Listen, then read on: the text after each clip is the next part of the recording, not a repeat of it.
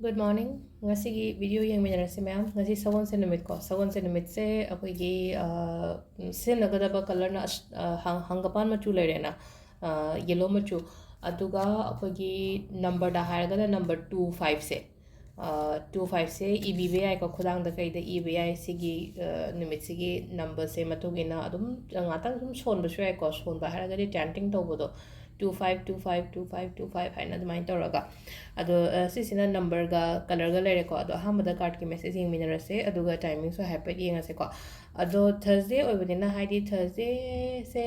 akhoi ki money manifestation toba natraga haidi any money ritual toba spell toba kopa yamna phabana mini ko aduduna aina no mo walingi adum khara mamangi hapta de hapane haidi songon se numita kai kai toba yagadage na ado hana yengitaba oragadi ngarangi video yengbibe ai natraga hadi hana mamangi dusu yengbe ko adum ngarang thagat padusu tawrasu ai natra mamang thagat padusu tawrasu ko adum adugi ani ahum do adum akoina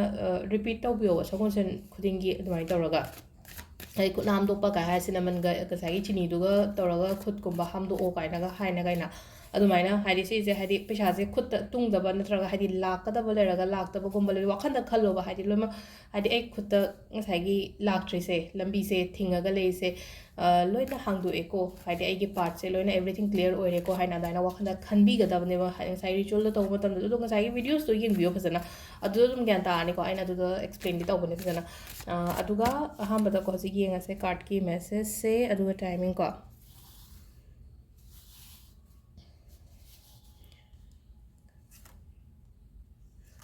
aduga number hangakpase ko number se aina number pibase only personal consultations ka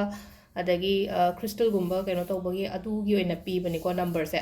adu number se Instagram gi profile de yawbani ko Instagram da hangdo kanda profile de hek page gi makha du dum number ma yawbani adu dum WhatsApp message habiro hadi calling gumbadi attend tawba ngamde ko aduna ahamba da message gumba habiro adugi matungina edum hanjarage ko hadi kari songi query dugi matungina ado sida ko sida la iba message se ko ahambagi se ko haidi aina khanbaga oithorokpa thabak tuna hena phana lakani ko hadi ngasi gi oina sum yenga amnina haidi aina kainoma expect to lupa changa expect to wena khalase ta hadi aingon lupa lising ama lakpo gumba hadi expectations ki wang ma da lakpo ko hadi phana dumaina lakpo oi ko aduga ani shuba sina ko hadi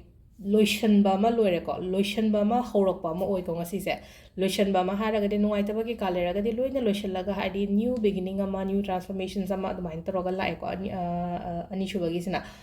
ahum suba sina ko hadi sida lai se ko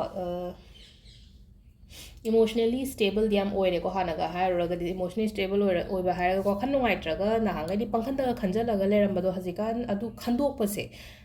phana khandok pase haidi haide emotionally balance to ko pangame intuitive oiba dagi intuitive oiba hairaga di koina aina khalliba pot se dum ga oi adumai hadi adu dum pangthok pasu leire ko aduga intuitions powers hairaga di kaino hai ka che ne akoina pot ama khanba matamda adugi pot to dum oirakpodo phana adumaina adumbasu dum laiba isada lakpase ko aduga support leigani ko kaino hadi female figure gumbagi mina support gumba tawbiwada imani khangde icheni khangde inaunupi ni khangde ko adum aigi damakta hadi moise kaino gi type ta ko hadi backbone gi type ta adumaina dum leibibado aduma lei ko aduga akoigi kaino se ko timing se ev ki pung manga ga minute 13 dagina 3 ka minute nifu phang lere dagi 8 ka minute 39 dena pung amaga minute yankhani thoi phang lere ko adagi nunthin gina pung 3 ka minute 35 daina pung 8 ka minute yankhani thoi phang lere aduga nungdang gina pung 10 ka minute yankhai ma pandaina 12 ka minute 39 phang lere dagi nongalam da gina pung 2 ka minute 3 dagina nongan bagi pung 5 ka minute 13 phang lere ko sisena akoigi afaba timing ko adu sida lere akoigi ngasigi card ki message se ma'am thank you